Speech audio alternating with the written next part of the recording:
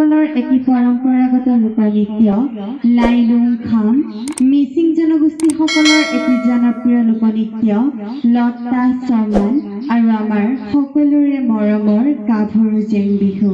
আশা কৰোঁ তিনিওটা নৃত্য উপভোগ কৰি আপোনালোকে খুবেই ভাল পাব। আহকচোন প্ৰথমে উপভোগ কৰক টাই আহোম সকলৰ এটি পৰম্পৰাগত লোকনৃত্য লাইলুং খাম। এই নৃত্যটি টাই আহোমৰ লোকসকলে প্ৰকৃতি দেৱতাক তুষ্ট কৰিবলৈ বা উপৰি পুৰুষসকলক সন্তুষ্ট কৰিবলৈ হাবিত গৈ নাচিছিল। ধন্যবাদ।